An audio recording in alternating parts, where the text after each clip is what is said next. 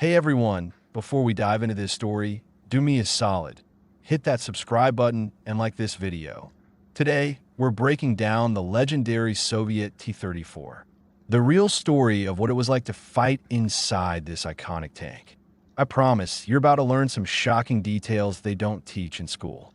And at the end, I want to hear from you in the comments. Do you agree with my take or not? Let's get started. An icon in rusty armor. It's more than a tank.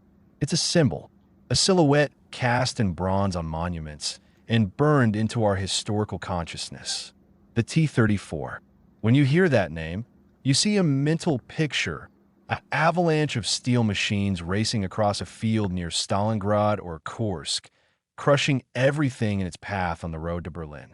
It's the tank of the Eastern Front victory, and that status is sacred.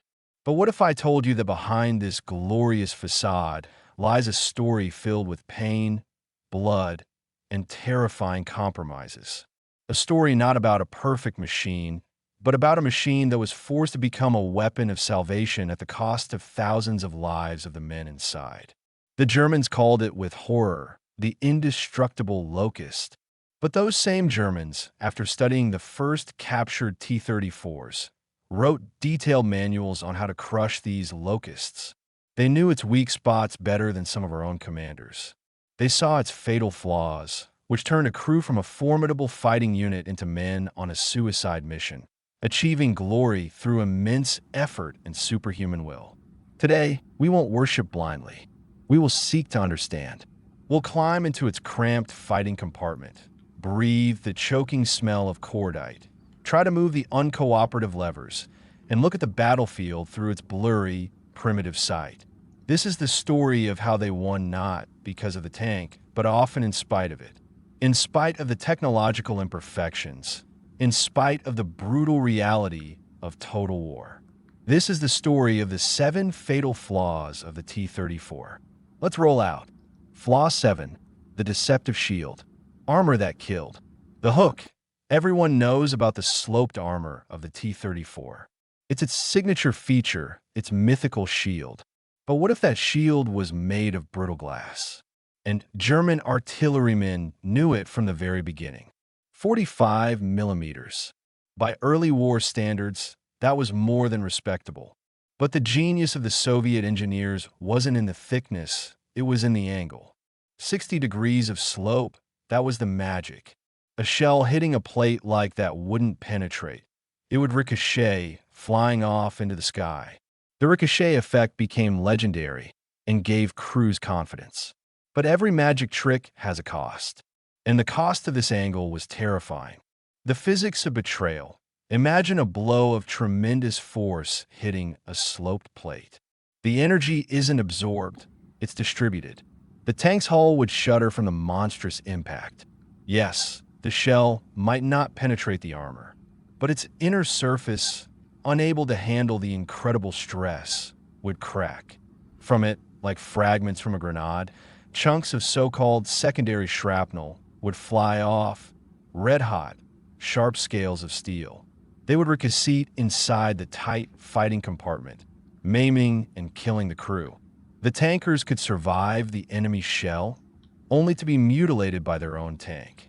There was nowhere to hide from this whistling, metallic death inside the steel box. The economics of strength. So why did the armor behave so treacherously? War is not just the front line. It's a giant economic machine. To produce quality armor steel, you need nickel. A lot of nickel. Nickel is an alloying element that gives steel toughness, the ability to bend rather than shatter. So here's the question.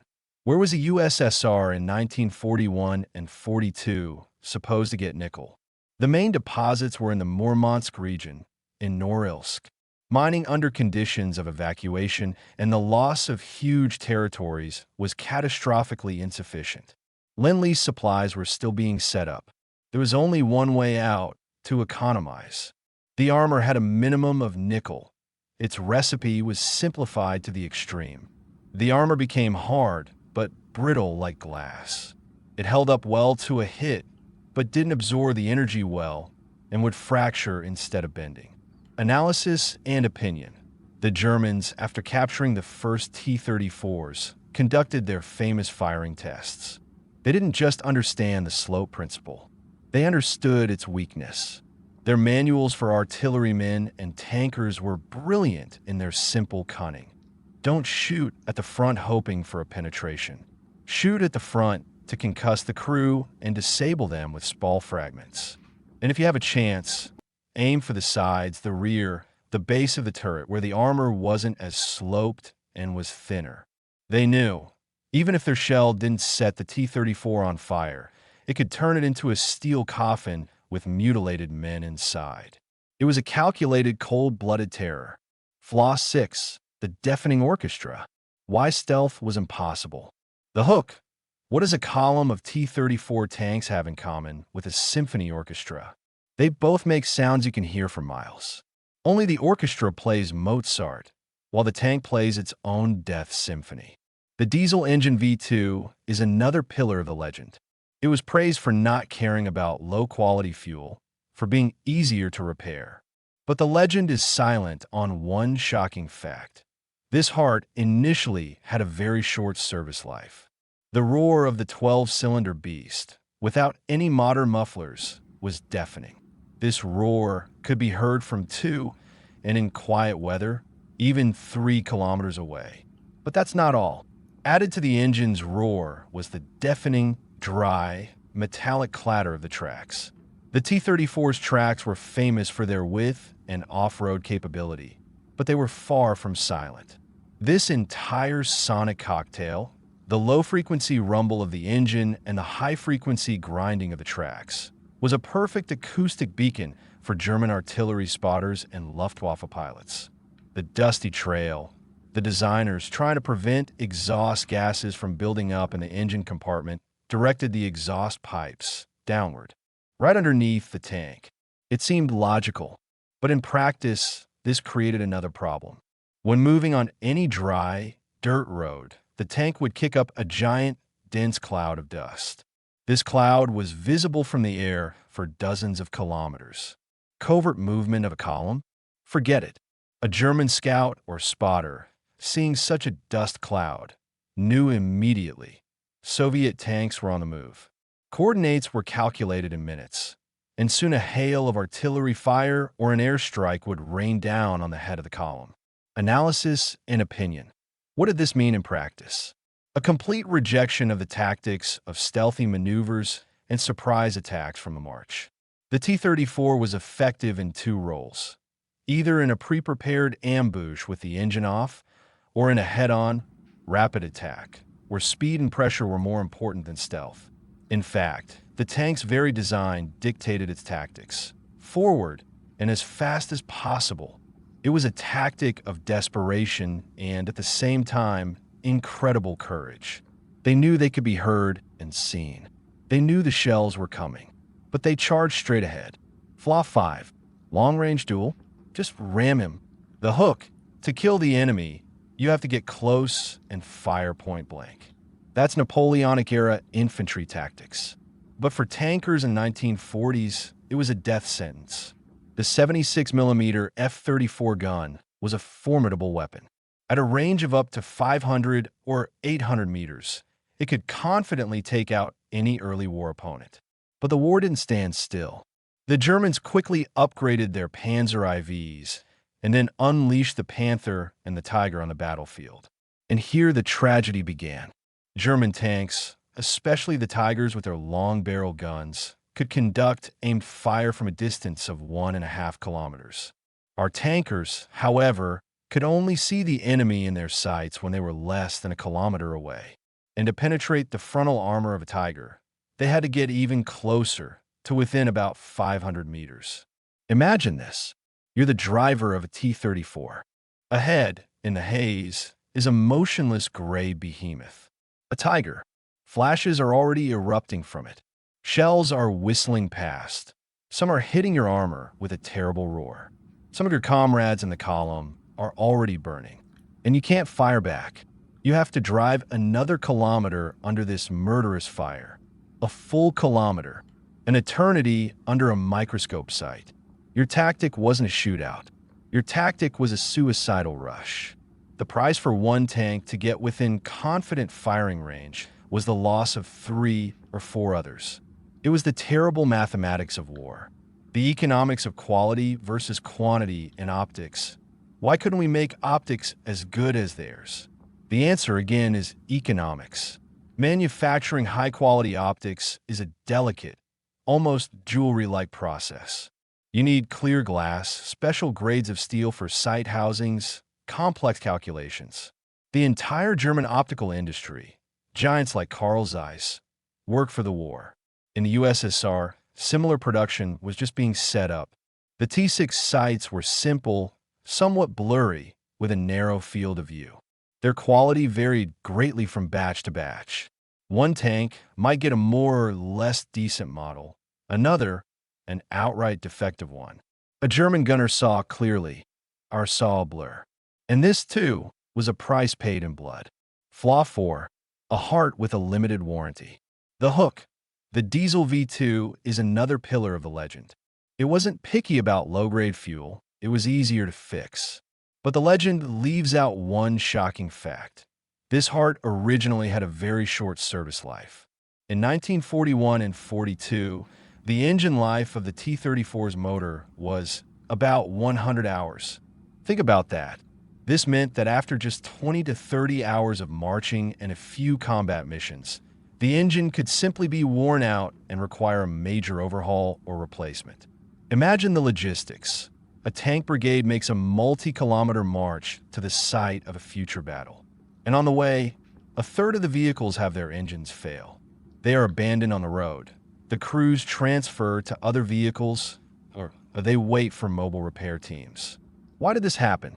The engine was designed in the late 30s, and its refinement continued under conditions of extreme haste. Lower quality materials were used, manufacturing processes were simplified. The main task was to give the front thousands of engines immediately. Today, making them last a long time was a secondary concern. Analysis and opinion. The situation began to improve only by the turning point of 1943. The designers, realizing that the war strategy was changing and long marches were needed, used a clever trick. They slightly reduced the engine's power, but increased its reliability. By the time of the Battle of Kursk, the engines were lasting up to 300 hours. And on the T-34-85, which entered service in 44, the engine became truly durable. This directly reflects the evolution of the war, from desperate defense, when the tank was a disposable soldier, to grand offensive operations that required a marathon runner tank. Flaw 3. Wrestling the Iron Beast. The unmanageable machine. The hook. Driving a T-34 on a march was akin to hours of hard labor. That's not a metaphor. That's physiology. The 4-speed gearbox on early models was a driver's nightmare. To change gears, you didn't just need effort. You needed brutal, almost beast-like strength. The levers moved with monstrous resistance. Often, the driver, a skinny 20-year-old kid, simply couldn't manage it alone. He'd yell to the radio operator, "If there was one, help me," and together, bracing themselves, they would yank the hated lever. Imagine having to do this every few minutes for hours under fire in a stuffy, fumes-filled compartment. The clutch, the main friction clutch, was another Achilles heel. It was very delicate and finicky. An inexperienced driver, popping the clutch too sharply, could easily burn it out, and the tank would stall. On the march. Best case scenario, a repair lasting several hours. Worst case, it became an easy target for the enemy. German manuals for their own tankers explicitly stated, one of the vulnerable points of the T-34 was its transmission, which often failed. Analysis and opinion. What was behind this? Again, the speed of production. Reliable and precise mechanisms require high-precision machining of parts. In the evacuated factories, where machines were set up right on the snow and work was done by half-starved women and teenagers in unheated workshops, there could be no talk of jeweler-like precision. Parts were made with wide tolerances. They were fitted roughly. The main thing was to assemble it and send it to the front.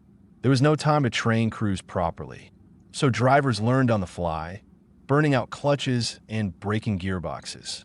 Their skill was forged at the cost of breakdowns and, alas, sometimes at the cost of their lives. Flaw 2. The steel coffin. Cramped and suffocating. The hook. American and German tankers, after switching to captured T-34s, were horrified, not by the armor or the gun, by the conditions the Soviet crew had to work in. Ergonomics. This word simply didn't exist in Soviet tank design. The fighting compartment of the T-34 wasn't just cramped. It was designed as a mechanism, not as a human workplace. The crew of 4 was squeezed in so tightly that any movement beyond the absolute minimum was difficult. The tank commander, who was also the gunner, was overloaded with duties. He had to find a target, aim the gun, command the crew, and load the gun. In German tanks, these functions were split between 2 or 3 people. But the real hell was the atmosphere inside after the first shot. The fighting compartment ventilation system was primitive and ineffective. After 2 or 3 shots, such a concentration of acrid, choking cordite fumes build up inside that the tanker's eyes would water. They'd feel nauseous and dizzy. There was nothing to breathe. Opening a hatch in battle meant exposing your head to bullets and shrapnel. The only option was to endure. Endure and keep firing in a semi-conscious state. Analysis and opinion. This is perhaps the most underrated flaw. It doesn't show up in loss reports, but it directly impacted combat effectiveness. A tired, gas-poisoned, deafened crew couldn't perform as effectively as a fresh, comfortable crew in a Panther. The Soviet tanker was fighting not only the enemy, but also his own machine. His feat was also a feat of survival in inhuman conditions. Flaw 1. Blindness. The tragedy of bad optics. The hook. The most important, most fatal flaw. In combat, whoever sees the enemy first lives. The T-34 was almost blind. The only device that gave any kind of all-round view was the PT-6 periscope, but it was also used for aiming. This created a monstrous dilemma. The commander, who was also the gunner, could either look through the sight and see a narrow sector in front of the tank, or tear himself away from it and try to find targets around. But in the latter case, he couldn't fire accurately. In practice, it looked like this. The tank moved across the field, practically blind to what was happening on its flanks and rear. German infantry or tanks could approach from the side at dangerously close range, remaining unnoticed. The Germans called these the dead zones of the T-34 and actively exploited them. Their infantry manuals had detailed diagrams on how to approach a Soviet tank from the side and throw a grenade on it or plant an explosive charge. Analysis and opinion. Bad optics isn't just inconvenient. It's a death sentence. How many of our tanks were knocked out simply because they never saw the enemy? How many crews died without ever having a chance to fire a single shot? This was a systemic, fatal weakness that was only partially compensated for by mass. 3 tanks, where one spotted the threat in time, could warn the others. But again, at the cost of 1 life. Epilogue. The price of the steel avalanche. The philosophy of genius and sacrifice. So how did they win? If the T-34 had so many terrible flaws? The answer to this question is the essence of the entire Great Patriotic War, what we in the West call the Eastern Front of World War II. The Germans were making wonder weapons, technically sophisticated, complex, expensive Tigers and Panthers. They were quality machines, but there were few of them. Throughout the entire war, Germany produced about 8,500 Panzer IVs, just over 6,000 Panthers, and only about 1,500 Tigers. And now, for the number that puts everything in perspective. The USSR built 58,500 T-34s of various modifications. This was the genius, albeit terrifying, calculation. While one Tiger was destroying 10 of our tanks, the 11th would get in close on its flank and fire point blank. While German tanks were stuck waiting for spare parts and repairs due to their complexity, our crude but serviceable 34s were fixed right in the field and thrown back into battle. The T-34 is not a story about technical superiority. It's a story of industrial heroism, about how evacuated factories in the Urals, staffed by women and children, forged this steel fist day and night. It's a story of human heroism, about how simple Soviet guys, through immense effort and inhuman will, learned to win in an imperfect machine. They compensated for the blindness of the optics with their own eyesight, for the cramped space with their camaraderie, for the unreliable engine with their ability to repair it with their bare hands in a frozen field. They didn't win because they had the better tank. They won because there were more of them, because their will was stronger, because behind them was Moscow, Stalingrad, their families. The T-34 is not the perfect weapon of war. It is the machine of a people fighting their great patriotic war, with all its flaws, pain, blood, and, ultimately, with its great victory. So there you have it, the harsh truth behind the legend. What do you think? Do you agree that victory was achieved through incredible sacrifice and compromise? Or do you think I'm being too harsh? I really want to hear your opinion. Be sure to write your comment below.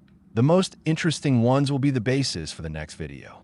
And of course, if this story resonated with you, made you think, support the channel, subscribe, leave a like, and hit that bell icon so you don't miss the next deep dive. This is author's name. Until next time, with history we must not forget.